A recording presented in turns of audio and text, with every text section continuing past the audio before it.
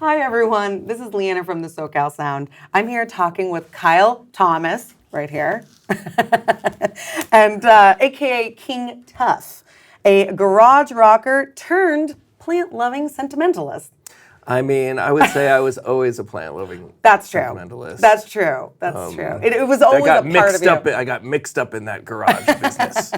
You started with that, but the plant lover was always in you. Indeed. I love that. Well, and that's the cool thing is kind of, I mean, not to jump in because there's other things I want to ask you, but I really love hearing all your music because I went kind of start from the beginning and then went through the very end, the newest album you have, Small Town Stardust. And it was really cool being able to listen to the shifts in your sound. And it kind of really seems like it started with this kind of harder garage, punk, rock, like really kind of like hard music, to then you kind of shifted a bit from Black Moon Spell to the other, and then there was a shift, and I did really sense that. And I was just so curious kind of what happened in that process for you. Like, was it something personally that happened, or was it just that you were just kind of ready for a new sound? What happened? I mean, I've always written all different kinds of songs. Yeah. I've always kind of just let the songs be what they want to be. They come out and I'm like, this feels like it wants to be an acoustic song, or, you know. So there's a lot of stuff even before my first album that is probably more closer to this new era, more folky kind of stuff. Okay. So that stuff was always there, kind of lurking in the background. Yeah. But finally I was just like, I've always wanted to make a kind of more mellower album. Yeah.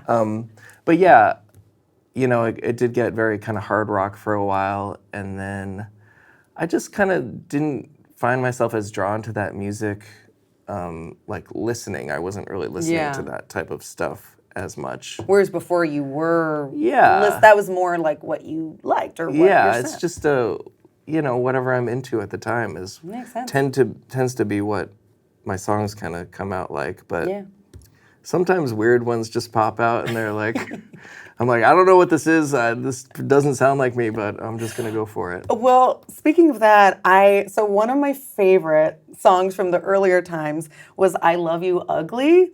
And I kept listening to it and I was like, this is a really fun song. First of all, I mean, I don't know if it's more like a joke or if it's just kind of like more of just like honesty. And I was just so curious, like, was that for a person? Was that kind of for just like a general feeling? Like, did you write that for someone? It wasn't for anyone in particular. Okay. But just in general, I tend to be attracted to imperfections and things like that. So that's kind of where the song is coming from. But obviously it is a very silly song. It's so cute though, yeah. But yeah, it's honest too though. It's like, I tend to like things that are a little off kilter. Different. Yeah, it was like talking about like bunions on the feet or something. You know. No, I listened to it and I was like, this is a really, and it was like, that's why I wrote, I was like, I loved the grittiness and kind of the brutal honesty, but also you were so sincere in it. You were like, yeah, like I really love all these things about you. Even if you don't like those things about yourself, I do. And that was really sweet too. Yeah, I mean, it is definitely saying that. So yeah, I'm glad you picked up on that. I really appreciated that. And it seems like your music, like especially the earlier stuff, it is like harder, but it also has like a real sweetness to it. Yeah, I mean, I like that. Yeah, there's always been sort of a tender undertone, yeah. Under the tough. I'm not tough at all. That's the funny thing about me. How did you come up with the name? It was just a stupid name I came up with when I was 18, you know, and it just stuck to me. Well, Kyle Thomas, KT, and then King Tuff, I don't know. Yeah. It's just, you know, just one of those things that stuck. Yeah. Yeah. And I'm like, if I think about it literally, I'm like, I don't want to be king. I'm not tough. You're like, I actually don't think of either of these things, but it is kind of a fun name. Yeah. And maybe it did it kind of suit you earlier on, and now that you're shifting a little bit, it still suits you, but just a little different. It just becomes, I feel like band names become this thing that like, you don't actually think about what the name itself. It just becomes attached to the music and the person. Totally. So that's like the persona. That's what it's become, and it's fine. Would you ever go by just Kyle Thomas, or I mean, I've wanted to change the name for years, and every time I try to, I chicken out in the end. But I'm actually always glad that I didn't. Yeah. Like I almost changed it for this record. Right. And then I'm like, it's cooler if the story just kind of changes. It's a more dynamic story. There's a different arc to it when it's just the same the whole time. Well, and it was cool because I read somewhere that you were saying that this album is kind of like a full circle for you from the first album, and I was curious how that was for you, or what that process was like. How was it full circle coming back around? I guess just this album is a lot about my town that I'm from in Vermont. Yeah. And so I guess I was thinking a lot about the time in which I made that first record when I was still living there, just alone in my art studio. And so I was thinking about those times a lot and kind of reflecting on that a lot when I was writing these songs. Okay, yeah. And I made the record myself with Sasami in my home studio, so there was some parallels there. Doing it in your home now, or in 2020, right? Yeah. With this album, and then doing it in your childhood home for the first album, right? Yeah. That's cool. Yeah. And it seems like you're really connected to your hometown of what's the town? It's called Brattleboro. Brattleboro, Vermont. Yeah. And you were kind of saying it's like a little small hippie-ish town. Yeah, it's just a small kind of like woodsy, little weird. Yeah, mountains. There's a big mountain and rivers and just a lot of weirdos. I relate. So I'm from Sonoma County. I'm from Sebastopol, up north. I love Sebastopol. I was gonna say, I feel like it sounds a lot like your hometown. There's some parallels there, yeah. Because woodsy, weirdos. I mean, really, I could see it being a similar thing. Yeah, definitely. And I feel very connected to my hometown too. So it seems like your hometown is a big part of, your life, but also this whole album. Yeah, and it's just a curious kind of place because it's 12,000 people, but a lot of people, a lot of my friends had like a lot of success with music. From there, and it's just like this tiny place that it seems like there's something going on. Well, it seems like those small towns almost kind of bring more creativity, because I don't know if like your childhood was one where you were allowed to just like be expressive. It kind of seems like it Definitely. was. I got lucky with parents. Yeah, me too. Yeah.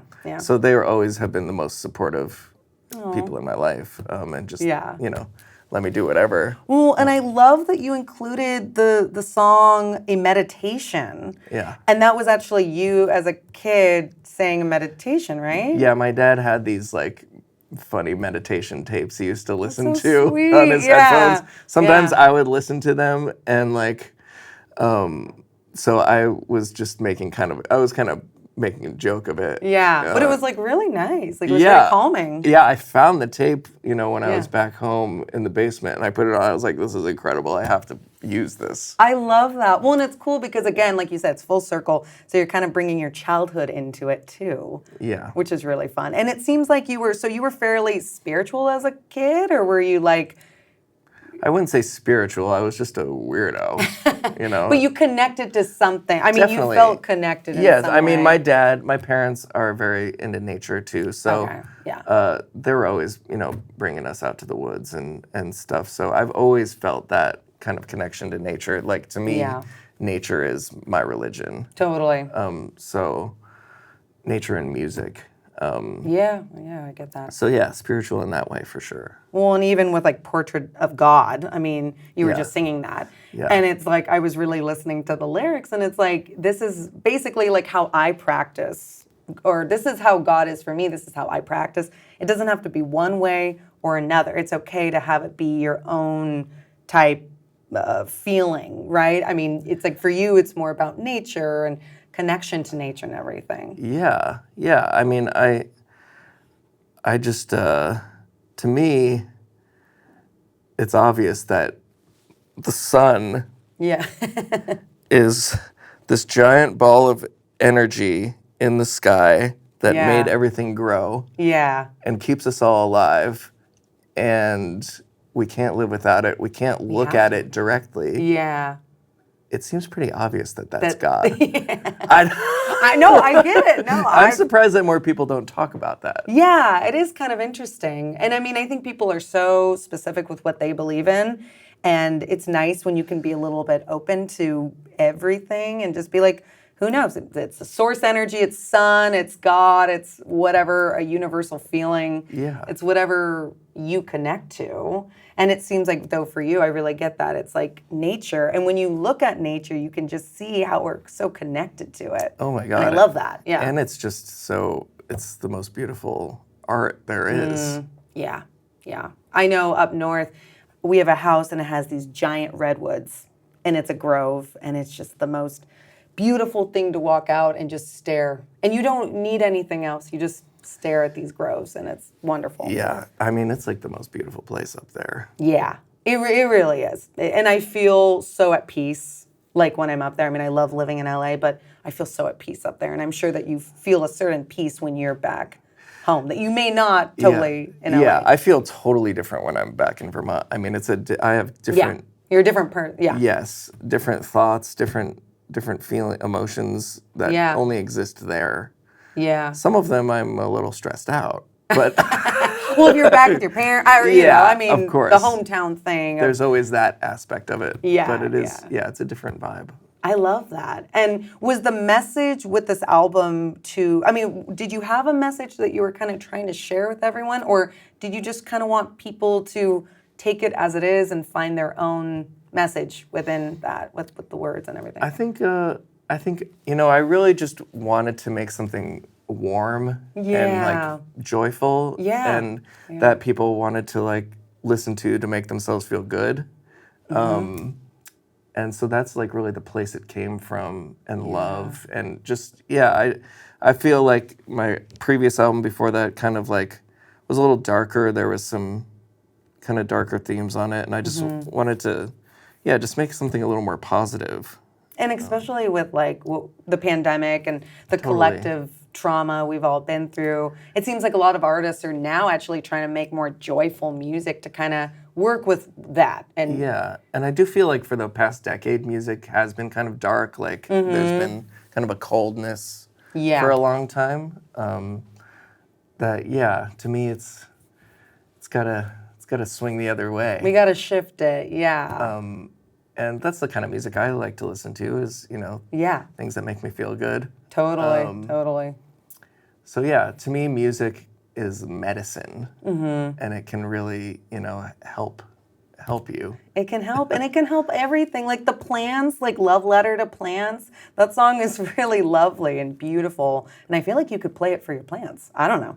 You play all of it for your plants. Certainly. Plants, I feel like I've read somewhere that they actually do respond to things. I don't know. Definitely, yeah. There's an album from like the 70s that has had a resurgence in the past few years called Plantasia.